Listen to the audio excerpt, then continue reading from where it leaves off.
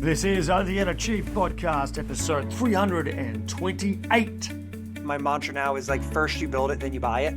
Like the first company, I think building from the ground up is a great way to learn a lot from A to Z. But one of the things you learn is where you add the most value to the process. Yeah. And I guarantee it's not everything, right? And so finding product market fit with a startup is by far the hardest thing in the world. So when you buy a company, you skip that. You're ideally buying one that has product market fit, and then you're applying your expertise. G'day, this is The Inner Chief Podcast, episode 328. And our guest today is Joel Holland, CEO of Harvest Hosts, on why unhappiness is a requirement for entrepreneurialism, switching seats from CEO to chair, and buying versus building a business. I am your host, Greg Layton, founder of Chiefmaker and the Council of Chiefs. And I believe there is a great chief in all of us. And that through listening to the stories, strategies and techniques of great CEOs, each of you can find and leave your own legacy through your work. The Inner Chief Podcast is where you will learn how to think and make moves like a CEO. For over a decade, I've helped CEOs and senior executives around the world boldly lead change, inspire their people, and leave a legacy. So every 2 weeks, I'll bring a deep diving interview with one of these CEOs or another one of a mid to large organisation so you can find your own path to greatness as an executive. In this episode, Chief, I chat to Joel Holland. Joel is the CEO of Harvest Hosts, a membership program that connects RVers, which is caravanners in the US, with unique overnight experiences at 5,000 plus wineries, farms, breweries, museums, golf courses, and other interesting destinations in the US and Canada. In his career, after stints in investment banking and in media, he founded Storyblocks, the world's first stock media subscription service, which was purchased by private equity firm Great Hill Partners in June 2020. Joel has been named one of the top 25 entrepreneurs under 25 by BusinessWeek magazine and Young Entrepreneur of the Year by the United States Small Business Administration and Entrepreneur of the Year for the Greater Washington DC region by Ernst & Young. He's also recognised in Inc.'s 30 Under 30 list. When he isn't working, Joel is outside as much as possible with his family in Vail, Colorado. He is proud to be a member of the Vail Mountain Rescue Team, the search and rescue team for Eagle County. Today, you're going to hear Joel talk all about how in high school he hosted a show where he interviewed celebrities, athletes, politicians, Fortune 500 CEOs, including Arnold Schwarzenegger and Steve Forbes. How switching seats from CEO to chair at Storyblocks and why burnout forced such a move, the incredible operational principles which help him achieve success but also balance in life, and how he took Harvest Hosts from a solid business on an explosive growth trajectory and why he suggests building a business first and then buying thereafter. Chief, one of the core skills of all great chiefs is the ability to interview and recruit the very best performers to your team. Now, many chiefs say to me that they get up to 25 or even 40% of their recruitment decisions wrong. Now, many of you who listen to this show will know that over the last 6 years, we have asked dozens of CEOs what is their number one interview question when recruiting for senior roles. What we have done is turn that into an invaluable resource. It is the 30 most powerful interview questions used by CEOs to hire high performers. These are the questions that reveal the true nature of the person in front of you. They are the ones that give or create that truth-telling moment that will help you decide whether to hire or not. Chief, if you want this resource, just go to chiefmaker.com/interview and just pop in your details and download the detailed PDF. Chief, before we get into today's episode, if you would like to nominate a CEO as guest of this show, Drop us a line with your nominated guest on info@chiefmaker.com.au and we'll check out and see if they are the kind of chief we want to have on our show. Chief, without any further ado, let's hear from our wonderful guest, the remarkable Joel Holland of Harvest Hosts. Okay, Chiefs, I'm here with the one and only Joel Holland, CEO of Harvest Hosts. Joel, mate, thank you for your time and welcome to the Inner Chief. No, thanks for having me, Greg. This will be fun. And also, I just want to caveat, in case anybody's watching the video on this, I don't have a bunch of grease in my hair. I just took a shower because it was a powder day here in Vail, and I skied all day and took a quick shower before the interview. So I promise I don't throw a bunch of product in. It's just wet. Mate, you don't know how much respect I have for you for coming off the mountain for this podcast. If it was me, to be honest, I would have sent a text and said, mate, let's do this another day. So it's funny you say it though. I have this quote that I kind of live by, which is honor thy commitments. Yeah. And like, I'm getting better about saying no to stuff, but if I say yes to something, I'm really good at following through. And because this day and age, it's really frustrating when people break commitments to me. So yeah, coming off the mountains was never a question. Don't you hate honor? Yeah, that's right. That's right. We can honor. Because there's that other saying, right? No friends on powder days. And I live by that one too. Yeah. Okay, mate. Look, we have a great tradition on the podcast. We love to know where our chiefs come from. Can you tell a bit of a story that sums up your childhood and early life? Yeah. So I was born in Arlington, Virginia, McLean, Virginia, kind of a Tony suburb of DC. And my parents then moved us when we were younger, not too long after that, down to Southern Virginia, to the mountains. And my mom was a contractor, design builder, would design and build houses. And we'd build one, move into it, build another, sell that one, move. And so we did that 7 times over 7 years in Basie, Virginia, Bryce Resort, tiny little ski hill, really. Right. And my father is a construction risk lawyer. And so childhood was interesting. Basically, we were kind of like born in a city, but then, moved down to the mountains, and much of the formidable years were in the mountains on this little ski mountain. So every day was just playing outside. And honestly, like in the summer, my parents had a rule. We could only be inside 30 minutes a day. And so it was all about the outdoors. It was awesome. And then it's interesting, life progressed, actually back to the DC area for high school, into going to college in Boston, like all very normal things. After college, starting a business, which we'll get into, I'm sure, in DC. But then one day, I just kind of got this like pull to get back into the mountains and into nature. And, long story short, that's where we are today. For 8 years, I've been living in Vail, Colorado, literally in the mountains. And I think a lot of that just became because of childhood exposure to mountains and nature. So it's interesting, like it's always that nature versus nurture question, but certainly I think being exposed to nature at a young age made me want to get back to it. So here we are. Yeah, fantastic. That's a great way to start off. What was your first ever job? So I've been obsessed with entrepreneurship since I was a little kid. And I didn't know it was called entrepreneurship then, but basically selling stuff. I love selling stuff. And so my first real job was selling used golf balls at Bryce Resort. And I would go collect them out of the creeks and streams. And then I had a wagon that had basically turned it into a golf ball stand called a Joel's Golf Balls. And I put it right between the 9th hole and the 10th hole. So everyone who's coming off the back 9 who lost balls could buy golf balls, put money in the little you shoot honor system. And, I'd get like $20 a day doing that. And it was awesome. So that was my first real taste for selling stuff. And I liked it. It was great. Yeah. Hey, what was your first ever car?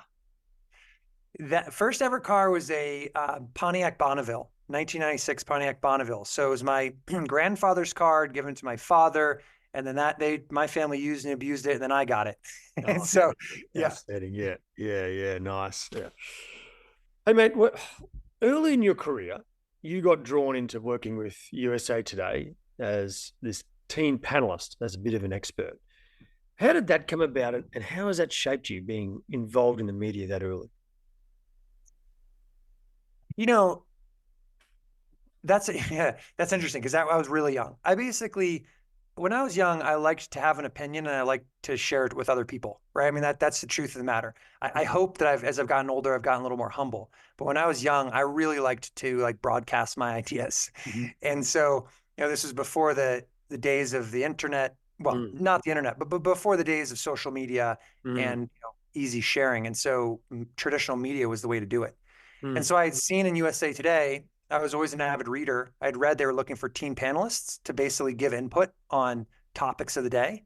And so I applied for it, got accepted, and it was fun. Basically, every once in a while, USA Today would reach out and say, hey, here's a topic. What do you think?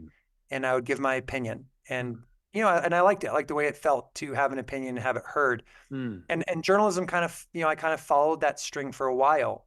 In high school, I started the newspaper in 8th grade. In high school, I was on the paper. Spent a lot of time in the journalism world and really enjoyed it. Yeah, you have got that history there, going through the media and then into journalism. Let's talk about streaming futures, because this was a fascinating business where, like, you built this incredible library of interviews with these high-profile professionals from CEOs of Fortune 500 companies, Steve Forbes, Arnold Schwarzenegger, and you brought these together, put them on monster.com. And so, tens of millions of people saw these, were visiting this website. How did you get involved with that? And what did you learn from all those pros? Because they're such interesting people, right? Yeah, totally. So yeah, streaming futures was a blast. And I was working for this nonprofit, Kids Online. They had access to some pretty cutting edge technology that lets you stream video, right? And this was before YouTube even. Yeah. Wow. But I saw that as like, this is the future. Like, people are going to be able to create their own shows, put them online, and they'll be judged on their own merit. If they're any good, people will watch them. If they're not, they won't. So I, at the time, was a high school kid with a million questions about life, like every other kid, right? Like, what am I going to do for my career? What am I going to do with my life? And I figured, why try to figure this out on my own? Why not ask different experts? And, and specifically, I loved, like I said, journalism. I loved business. I loved technology. And I thought, why not go and ask all these pros what their advice is and see if they have any nuggets? So, as far as the show, getting it going, and then finding distribution on monster.com and a little bit on PBS, that was literally just willing it into existence. That was just a good example of where your focus goes, where your energy flows. And it really was like, I wanted to make it happen, and I worked hard to make it happen. I was dialing, constantly dialing to get people on the show that didn't even exist, right? And so working with publicists and trying to convince people, begging and pleading to help the kids. And it worked. I found the soft spot for some of these people, and interviewed some interesting people. I remember interviewing the executive editor of the New York Times and Steve Forbes of Forbes magazine, on the journalism topics. And on technology, it was Elon Musk. He was early days of SpaceX. Arnold Schwarzenegger talking about Hollywood and politics. So ended up doing like 100 of these things, and they were all interesting in their own respects. I think what I learned, because they were across all industries, but it was really the tops of all these different industries. I learned that these people are just like us for the most part, right? They're pretty normal. Like Elon Musk, maybe a little bit different in that, like, he's truly like a savant, but most of these people were just normal and had a good work ethic, and they had a good vision for what they wanted to do. And I think that's kind of what I took away from it, was none of these career professionals were any better or smarter than I was necessarily. They were just maybe more disciplined, had a good, like, they did a good job of figuring out what they wanted to do in life and then working towards it. And so that was my takeaway. It was kind of like, hey, if they can do it, I can do it. And so can almost anybody else. Back then, you would have had questions coming from the mind of a teenager, right? What question would you ask now that you wouldn't have even known about, 20 years ago? Yeah, so it's great, because when I was younger, and this was up until like really my 30s, I feel like life was always about more, right? Like it was always about doing something bigger, doing something better, making more money. It was all about progress, right? So it was like, and I think that's human nature. We love progress in all aspects, playing games, playing sports, business, like progress makes us feel good. Yeah. The question I never asked when I was younger was like, how do you know when enough is enough? And you know, that kind of challenged me a bit when I was in my 20s and with my first business, because I had never really thought about that. And one day I burned out because I was like, I just don't care anymore. And I'd never really thought about like, what's the end game, right? All things come to an end at some point. But I'd never thought about that. So now these days, I'm much more intentional about, you know, if I'm starting a business or any sort of project, what is the end goal and when is enough enough? And I think that's a question I would have asked a lot of these people was how do they define ultimate success? Like, when do you know when to stop? Do you think they knew the answer to that? Do you reckon some of them still don't know the answer to that? Yeah, totally. So I think some of the happier people know the answer, right? Like people, like if you look at a traditional like happiness, I think that's people who are good at knowing that they've accomplished what they wanted to, right? Because I think like the probably definition of unhappiness is never being satisfied, and I do think that is a typical thread for most entrepreneurs. I've often described entrepreneurship as a life of constant dissatisfaction. And that's what makes you a good entrepreneur. Like you're not happy with status quo. You're not happy with the way things are done. So you build a business. You're never happy with how well it's going, how much money it's making, how big it is. So you keep going. That makes a very good entrepreneur. And I'll use Elon Musk as an example. He's built unbelievable things for society. I think he's probably very unhappy. But it's that unhappiness that keeps him going. I just don't want to be unhappy. And so I just never, you know, that thought didn't occur to me until later in life. Like what is satisfaction? And, you know, so yeah, I bet you if you go back and look at those 100 people I interviewed, some of them found satisfaction because they knew when enough was enough. And some are probably still building great things because they're unhappy. Hey, let's go back to Storyblocks then, because that's what you're talking about. That was a one-stop shop for all the stock photography and videos and a whole bunch of things. And it was a subscriber platform, right? Where people could come and put on their material and here's my photos, here's my videos. You can use that if you subscribe. So it was a platform business. Am I right? Totally. Yeah. Two-sided platform marketplace. business. Yep. So an awesome platform business. And you founded that, you started it, you grew it. So there's a few questions leading on to that point you just made there before about when you started Storyblocks, you didn't really know the vision or the plan. Right. And so you I'm imagining you were just hustling, right? Just working your ass off, right? But in the end, like many highs and lows, I'm sure, I love this distinction between what was a difference that made the difference. There's lots of platform businesses out there. You're probably not the only one even in that sector, like that particular niche. There's probably plenty. So what made you successful where others failed? Yeah, it was, I think if I was going to like distill it down and summarize, it was, I created an absurdly high value proposition for the customer right out of the gate.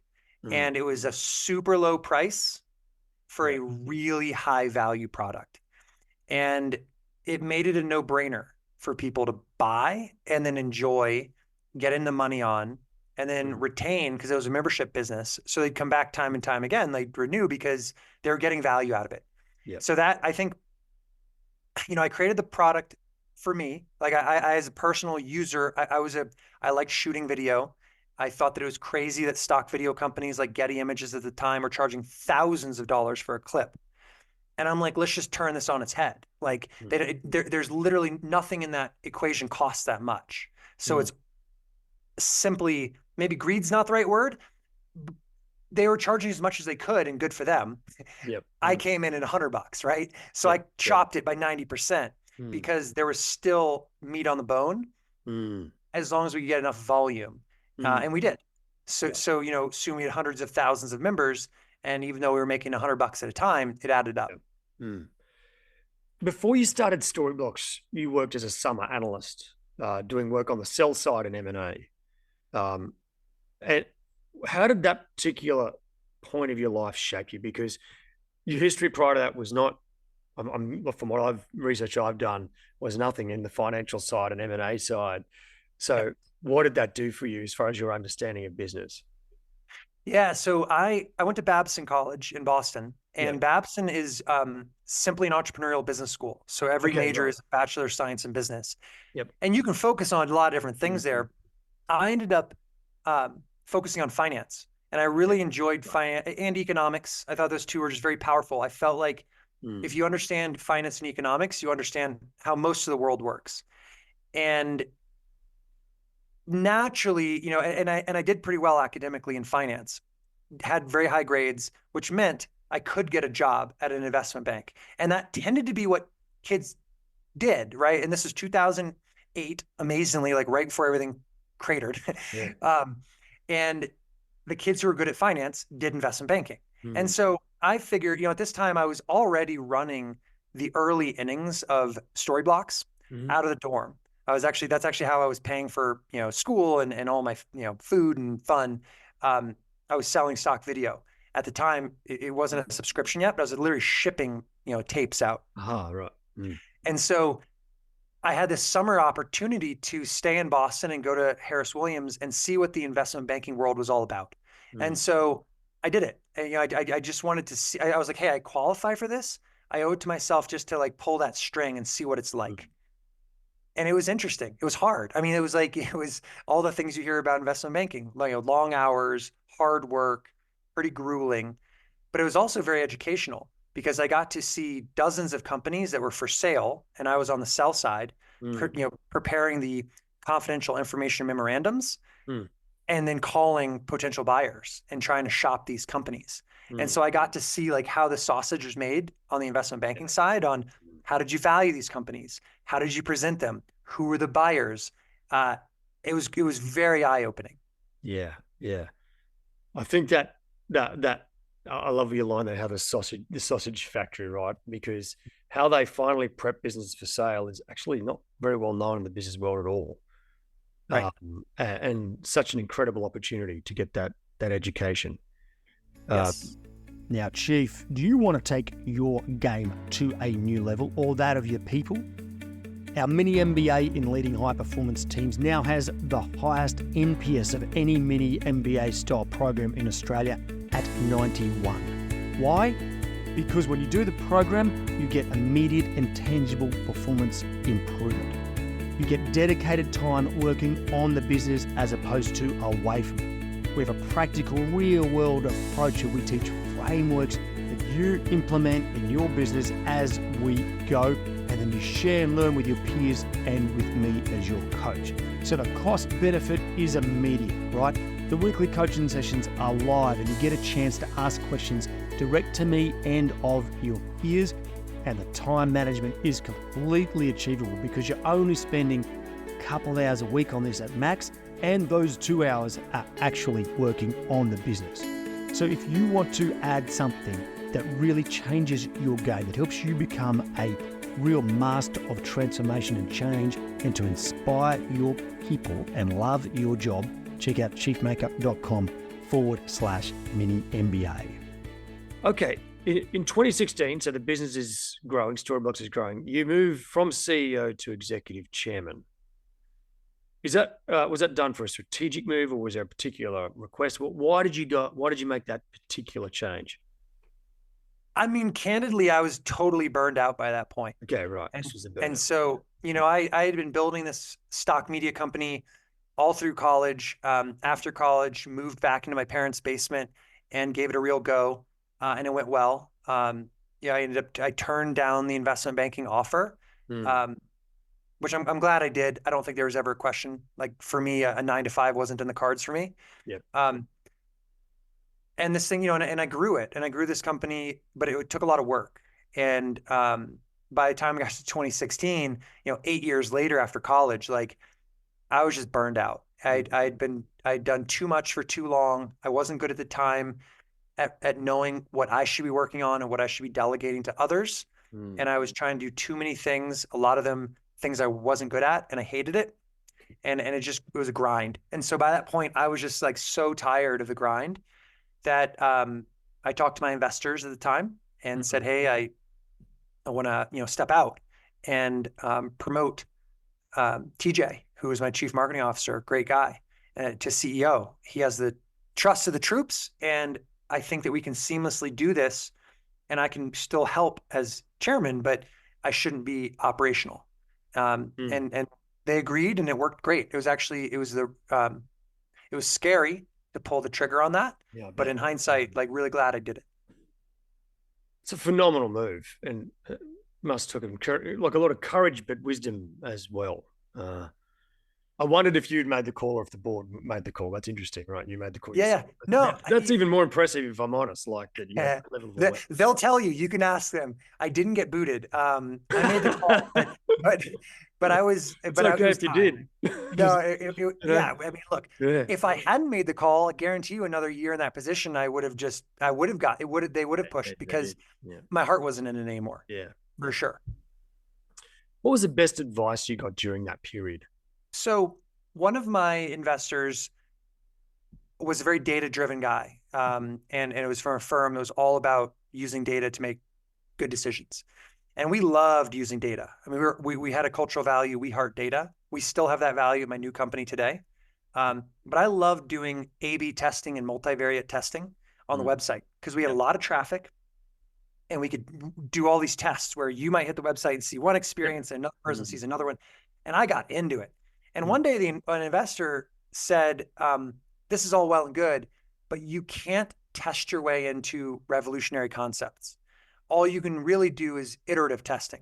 And so, yeah, you might like see that red is better than blue and you get a little point. And you might see that like this verbiage on the top is better than this other verbiage and you get another point. But you're not going to get a breakthrough. And his example was Netflix didn't A/B test going from DVDs to streaming. Yeah. And I appreciated that. I basically gotten too down in the weeds on like all the minutia, and I needed to pull my head out a bit and see, hey, sometimes big concepts, you have to just do them because you believe they're going to work, and they sink or swim. And the example at Storyblocks was we went from a company that was called Footage Firm, where you could buy content, to Video Blocks, where it became a subscription and it was all digital. I didn't test into that. We just did it. And it worked. So many leaders these days they're just caught up in the grind, man. It's relentless. And I've even just very recently taken away a few executive teams, and it's really common these days for most people. And what I do see is they are stuck so deep in the weeds, like a good percentage of them anyway, that they cannot see around the corner or the innovation that needs to happen, or see the risk that might be looking them right in the face. How do you find time or space? I mean, you've got a very Harvest Host, your current business is growing rapidly. It's demanding. How do you find that time for yourself? So you're thinking big. But it's the honest answer is by being really intentional about it. And this is a good example of what I didn't understand when I was younger. Every day was just like chaos. And I would just go through the day putting out fires, answering emails, taking phone calls. And what I realized was that's, number one, no way to live. But number two, not a good way to have space for big ideas. And so I was really impressed. Like I've always been like super impressed with Warren Buffett above anyone else I've ever read about or learned about. And one of the things that he does is he likes to show people his planner and show them there's nothing in it. Nothing in it. Yeah. Like, and it's because he wants time to think. Like for him, the most important thing is reading and thinking. It's not meetings. And so I was like, that's impressive, right? Here's one of the most successful people in the world, someone I admire, and he doesn't overprogram. He makes time to think. Do you know Jim Collins, the Good to Great? He probably doesn't live very far from you, in fact. He's almost a recluse. Like he spends a huge amount of time on his own. 50 to 60% of his time is creativity-based work. Yeah. And so now every month I do, and I've been doing this now for many years, like 12, 15 years, I do a personal board meeting with myself.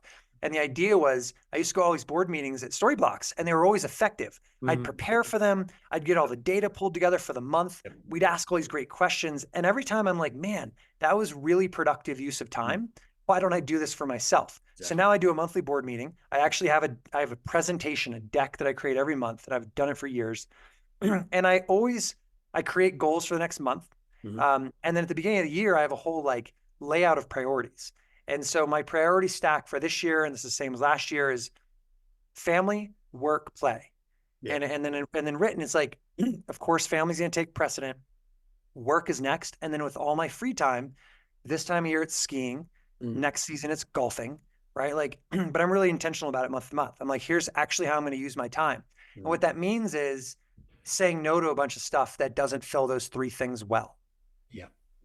Yeah. Without any guilt, by the way. That's the best part. Like sometimes it's hard at first to say no to stuff like meetings. So when people ask for meetings or, events, I just almost always just say no, because that takes time away from those three buckets. And by the way, it probably just takes time away from the last bucket, which is playing. And I like to play. You need it, right? Because that's what refreshes the mind. The science on that is irrefutable now. Yeah, I have a very similar process, but it's quarterly. Maybe I need to make it monthly. It sounds good. When I was young, starting 8th grade, I did it yearly. And what I realized was setting goals once a year was ridiculous. It doesn't work. Yeah. You need to be at least quarterly. That's what I found. I found monthly was a little bit too much for me, but quarterly was the right cadence. It just fit my style. And I was like, that's working, because now a year after I looked at my goals, if I looked at them 1 year later, I was like, oh, you got all that stuff you said you were going to do. That's right. Copy paste. There's next year. Yeah, exactly. Yeah. Hey, what was the best strategic move or negotiation tactic during the sale process of Storyblocks that really paid dividends? Oh, well, I guess this goes back to, again, the personal side of things. I knew when we went to sell Storyblocks that I didn't want to be a part of the next entity. Yeah, sure. And you got to be really clear about that up front, because if you get into the process as the founder, especially, the buyer puts a lot of value on the founder and really like tries, for better or for worse, right or wrong, they think the founder had a lot to do with the success of the company, and they want them in the next phase. And so in the case of Storyblocks, we were selling to a private equity firm. I knew that they would want me to roll some equity and stay involved. I wasn't going to do that. Yeah. And so from the very beginning, I was clear about that I'm not going to the next phase. And I didn't actually go to any of the meetings. So I had my CEO and executive team. They ran the whole process. I never attended a single meeting to show how absolutely useless I was to the process. That's a very interesting move. I've not heard that before. That's great. Yeah. I need to go ski. Worked. Okay, let's talk about Harvest Hosts. We have a sort of equivalent in Australia, which is called HipCamp. Do you know HipCamp? Of course, yeah. So you purchased Harvest Hosts in 2018. It's a membership network that gives RVers, in Australia that's caravanners, access to unique overnight experiences at over 5,000 farms, wineries, breweries, museums, golf courses. So they get out of the RV park and into nature, right? That's the key, which is one of those RV parks drive me nuts.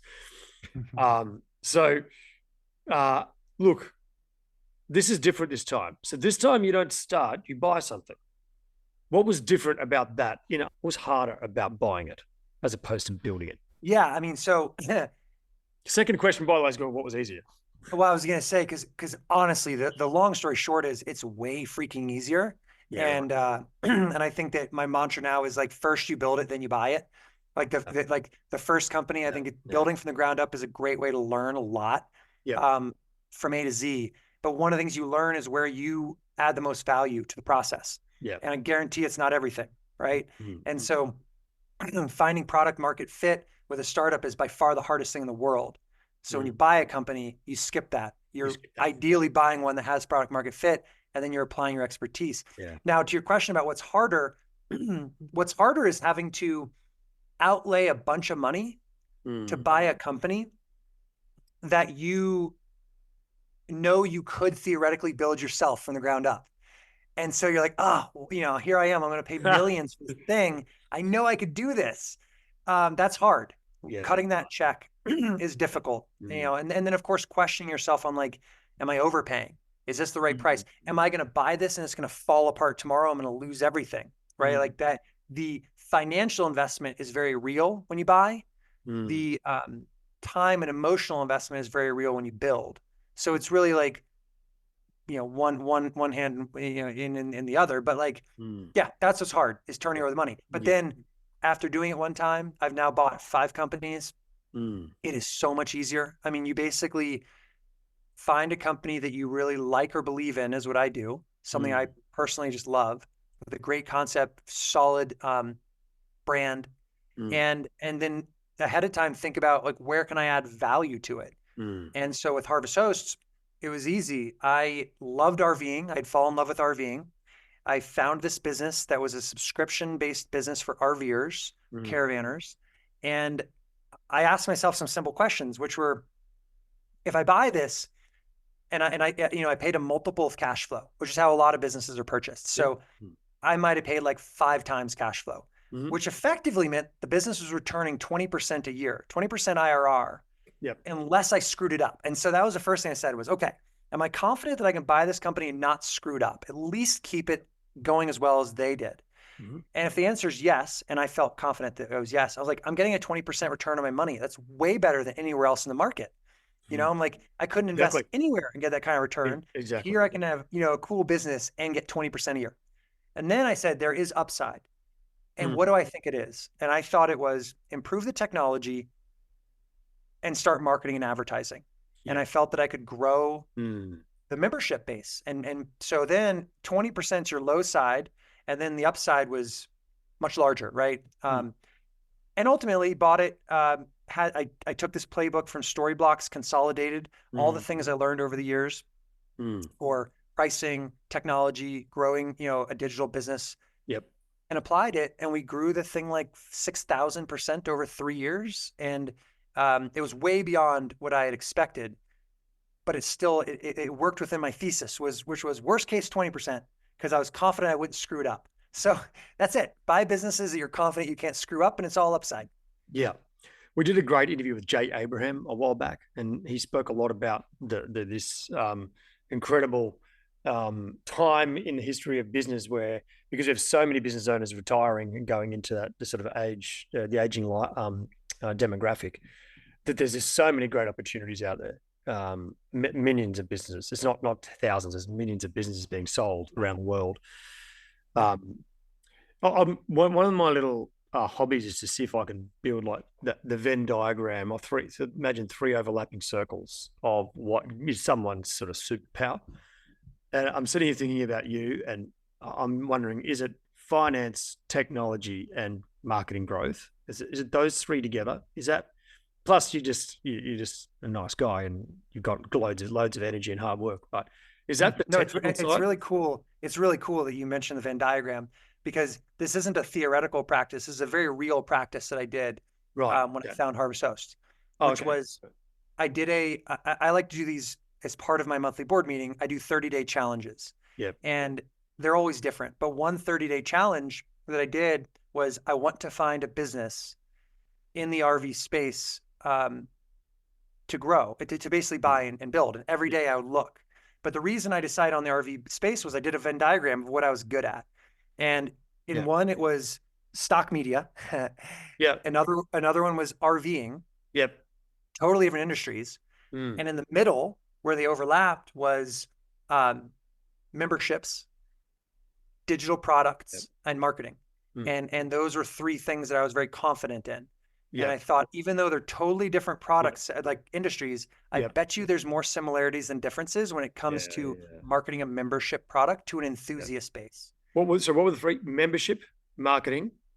Membership, marketing, and essentially passion-driven business. And so even though they're very different, I always love, like, look, in my next world, I'm going to do something probably in skiing and golf, because I love it. It's passion-driven. Like, I love those industries. They tend to be, I feel like they're both ripe as well. Like, I mean, look, I can see what's going on in golf right now. Like, there's attempts, but there's also grassroots attempts. Like we had the founder of Future Golf in Australia, which is just an outstanding social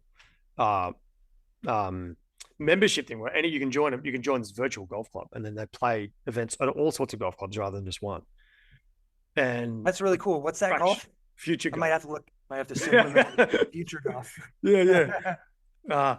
Really cool concept. And they just go on gangbusters around Australia, and they hold events and they hold tournaments, and it's just outstanding, right? Yeah.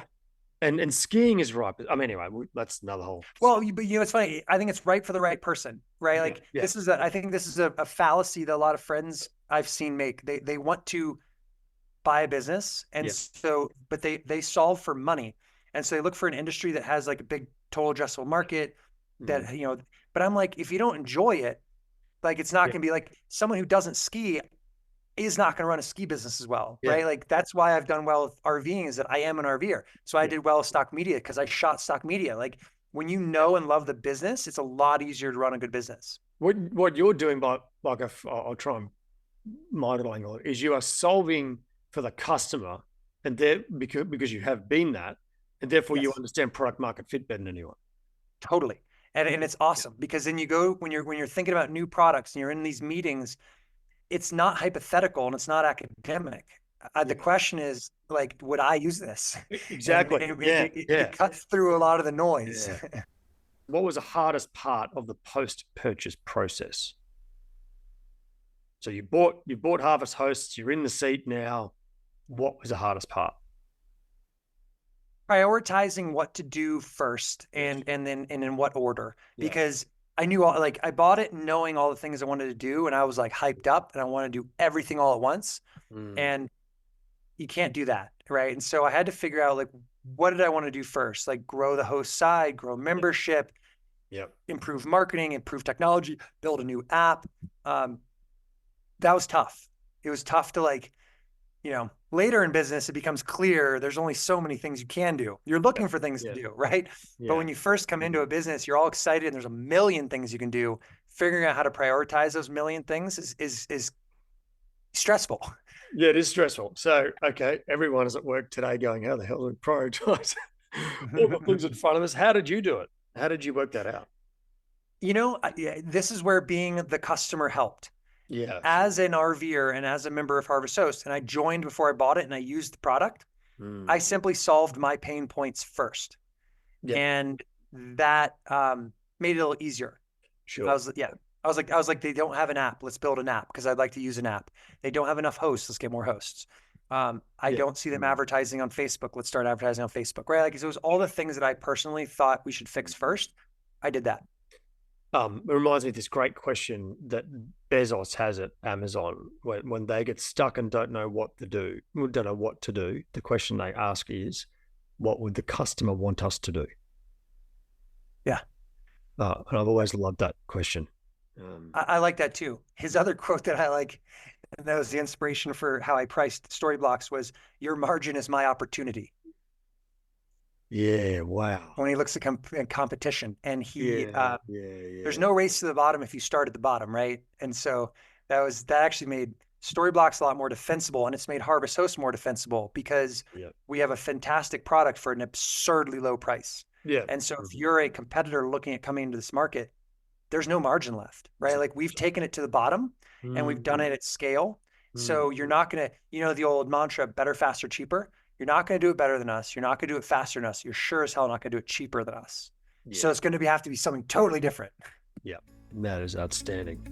Right, Chief. More from Joel in a minute. Now, recently I interviewed Natalie Cook, OAMOLY, gold medalist and 5 times Olympian. We spoke about how to outthink the competition, why it takes an ecosystem to win a gold medal, and her new venture, the Aussie Athlete Fund. Here's what Nat had to say about a winning mindset. I always ask my daughter, when our head hits the pillow at night, I say to her, what did you win at today? Now, most of us as humans can find the thing we didn't. It's really easy to tell you what's going wrong or challenge.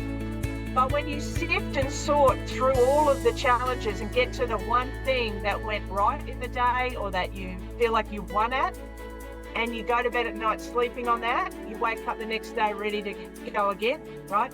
Rather than waking up and going, I've got to fix that, I've got to fix that, I've got to fix that. You can listen to that remarkable chat with Nat by going to chiefmaker.com/326. And while you're there, you can subscribe to the podcast. Just go to chiefmaker.com/listen. Now, righto, Chief, let's get back to Joel Holland. Yeah. Joel, this has been amazing, mate. We have a few final questions that we ask all our chiefs. Ready? Let's do it. Okay. If you could form the ultimate executive team, any well-known leader from any time in history, can't be anyone who you currently have, who would your top 3 picks be? So I think I would put, Warren Buffett on the board. He'd be the chairman. Yep. I think, and this is where it depends. If I was trying to do something truly revolutionary, like a new concept, change society, there's going to be red tape and craziness. Travis Kalanick of Uber, that guy basically willed that company into existence because he was a bulldog. And you need a bulldog sometimes. It's not the kind of businesses I've built so far, but if I was trying to do something that literally is going to have to change society, you need a bulldog. Yep. I think it's so hard because every leader I look at is good for some reasons and not good for others, right? Like, and we're all very different. Yeah. I am not, to me, I'm not trying to like win at someone else's expense. Like a lot of great leaders, they've run zero-sum games, so they win when others lose. And like, that's just not I'm lucky I've never had to really do that. But I think that Jeff Bezos, Bill Gates, Elon Musk, for different reasons, there's pieces of them, or Steve Jobs is a good example. I'll use Steve Jobs as an example. In a lot of ways, I think he was a bad manager, and I would never have his management style, but I really appreciated how dedicated he was to the vision. He's like, we're creating beautiful, products, right? Like, and he never strayed from it. Yep. And to a degree, Elon's the same. He has this like super unbelievable concrete vision on getting people to Mars. And because he has that vision, it makes everything else kind of fall in place. Yep. So, I suppose, again, if I was trying to do something to change the world, I'd pick a leader like one of them who just has a really strong vision for the future. Okay. What is your number one interview question when interviewing people for your team? That's interesting. I don't think about it as questions. I think it's more personality fits, and of course I start by, usually people that come on the team, especially at the higher level, are referrals or recommendations from someone I trust. So that already has like solved a lot of the questions about their character and how good they are. And then of course, like, a little bit of pedigree and experience for what they're trying to do. But really the biggest one is it's like this,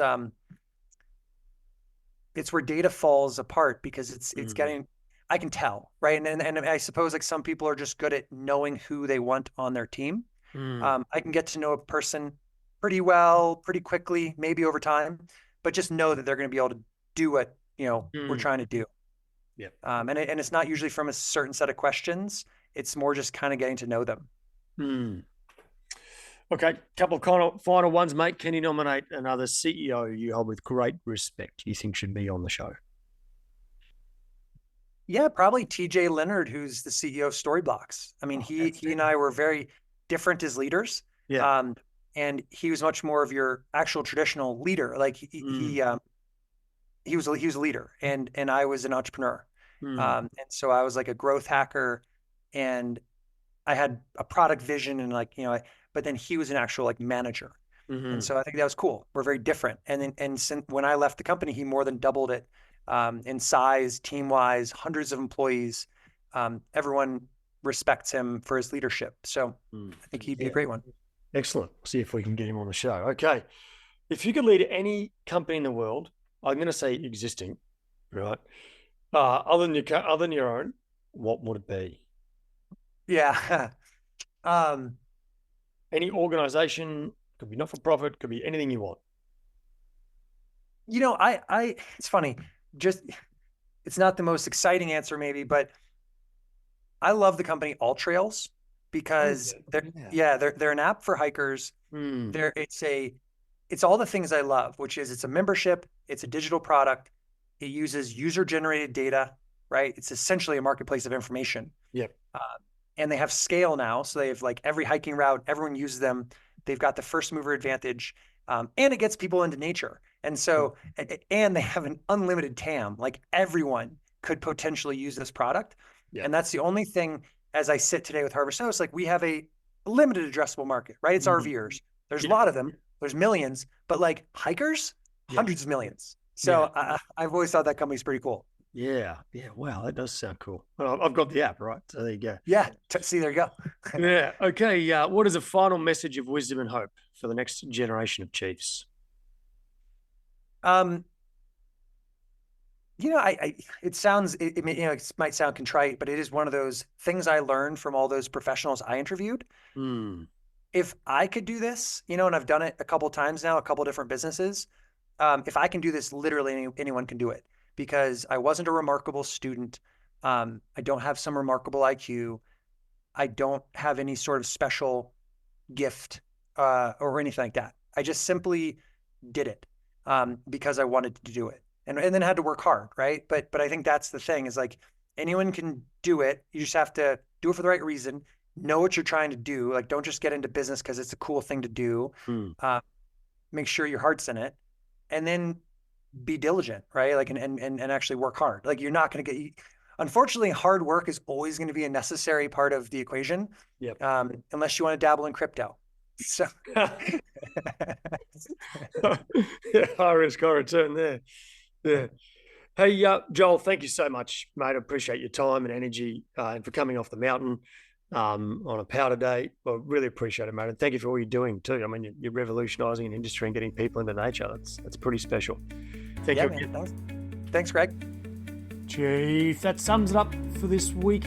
One of the things that really stood out to me about Joel was that part of the interview where I was talking about what his personal unique value proposition is. Those three are the Venn diagram, the circles that sort of overlap, and how well he knew that. Like, he really knows his hitting zone. It's a real challenge when I'm working with executives to be able to say that. He knows it so well.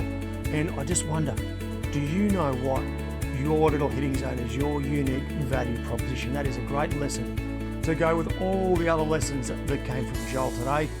Remember, Chief, all the links and resources can be found at chiefmaker.com/328. And if you'd like to stay in touch with Chiefmaker, just go to chiefmaker.com/subscribe. Now, Chief, if you're yet to rate the episode and subscribe, I hope you'll do so soon.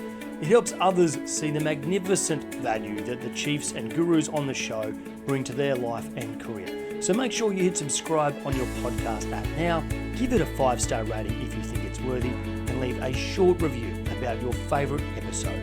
Righto, Chief, as always, remember to stay